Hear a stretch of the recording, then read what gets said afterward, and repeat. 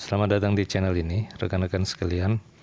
Video ini kita membahas terkait dengan Badan Kepegawaian Negara yang telah menerbitkan peraturan teknis untuk penetapan nomor induk P3K bagi honorer yang lolos pada tahap 1. Kemendagri juga mewajibkan Pemda untuk membayar gaji honorer sesuai dengan aturan. Ini rinciannya. Jadi ini hal yang menggembirakan ya, berita yang menggembirakan baik honorer yang lulus P3K tahap 1 maupun honorer mungkin yang belum lulus pada tahapan P3K tahap 1 atau yang sudah berstatus R2 dan R3.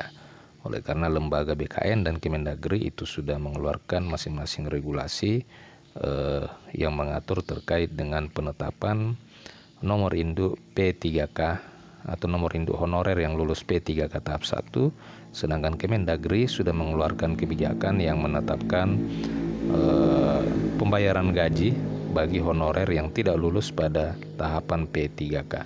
Informasi selengkapnya ditonton secara utuh video ini agar rekan-rekan bisa menerima informasi yang tidak setengah-setengah.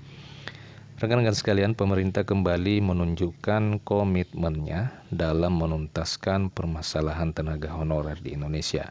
Melalui Kepala Badan Kepegawaian Negara, Sudan Arif Fahrullah, ia menyebutkan bahwa Badan Kepegawaian Negara secara resmi telah menerbitkan pertimbangan teknis atau pertek tentang nomor induk pegawai bagi pegawai pemerintah dengan perjanjian kerja pada tahap 1 ini. Dengan tanggal mulai tugas per 1 Maret 2025, kebijakan ini membawa angin segar bagi tenaga honorer yang selama ini menantikan kepastian status kepegawaian mereka. Jadi tanggal SK di sini sesuai dengan apa yang diungkapkan oleh BKN itu per tanggal 1 Maret 2025. Nah, rekan-rekan sekalian, diterbitkannya peraturan teknis NIP P3K ini menjadi langkah awal dalam proses administrasi yang memungkinkan para pegawai segera menerima SK pengangkatan dan surat perintah melaksanakan tugas. Jadi setelah TMT ya, peraturan teknis tentang P3K tahap 1 rupanya terbit di per tanggal 1 Maret 2025. Nah, tentu dengan peraturan teknis ini masing-masing instansi sudah bisa mengeluarkan surat keputusan pengangkatan dan surat perintah melaksanakan tugas. Jadi SK pengangkatan dan SPMT ini merupakan dua hal yang berbeda.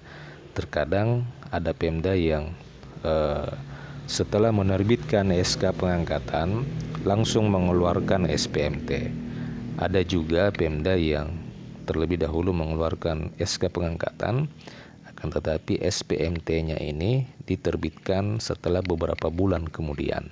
Sebagai contoh misalnya untuk P3K tahun 2023 yang lalu, SK pengangkatan memang terhitung mulai 1 Maret 2025, akan tetapi SPMT-nya diterbitkan pada bulan Juli 2023 maksud saya ya. SK terbit pada tanggal TMT 1 Maret 2023. Akan tetapi SPMT-nya terbit di bulan Juli 2023. Semuanya tergantung kebijakan masing-masing pemerintah daerah. Terkadang oleh alasan mungkin keuangan daerah, SPMT-nya ini diterbitkan setelah beberapa bulan kemudian. Apalagi diketahui bersama bahwa tahun ini pemerintah kembali menganggarkan pembayaran gaji THR dan gaji 13 bagi seluruh aparatur sipil negara termasuk juga P3K. Sehingga dengan diterbitkannya SPMT di bulan Juli tentu ini mengurangi beban pemerintah daerah ya. Beban dalam tanda kutip ya.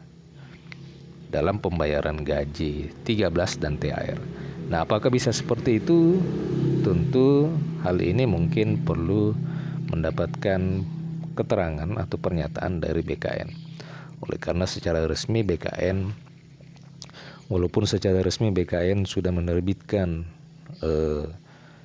pertek peraturan teknis tentang pengangkatan P3K tahap 1 per tanggal 1 Maret 2025, akan tetapi sangat disayangkan ini tidak bisa diikuti oleh seluruh pemerintah daerah dalam hal penerbitan surat perintah melaksanakan tugas. Jadi rekan-rekan perlu ketahui bahwa surat perintah melaksanakan tugas ini atau SPMT adalah dasar bagi rekan-rekan atau dasar bagi daerah untuk membayarkan gaji ASN P3K. Pembayaran gaji tidak sesuai dengan TMT SK, akan tetapi sesuai dengan surat perintah melaksanakan tugas. Terkadang ada daerah yang bermain-main dalam menerbitkan surat perintah melaksanakan tugas. Ya, banyak daerah yang modus menghindari pembayaran gaji ke-13 dan pembayaran THR di dalam menerbitkan surat melaksanakan tugas. Tetapi juga banyak juga daerah yang sesuai dengan pertek pengangkatan, ya, SK pengangkatan P3K yang langsung mengeluarkan surat perintah melaksanakan tugas. Jadi setiap daerah itu berbeda di dalam penerbitan SPMT. Nah, dengan adanya SK dan SPMT, maka P3K akan mulai mendapatkan hak-hak mereka, termasuk gaji dan tunjangan yang sesuai. Jadi seperti yang saya katakan tadi, bahwa SK dan SPMT ini adalah dasar bagi P3K untuk bisa mendapatkan hak-hak gaji mereka, termasuk tunjangan yang sesuai. Sementara itu, rekan-rekan, Kemendagri juga mewajibkan Pemda untuk membayar gaji P3K dan honorer.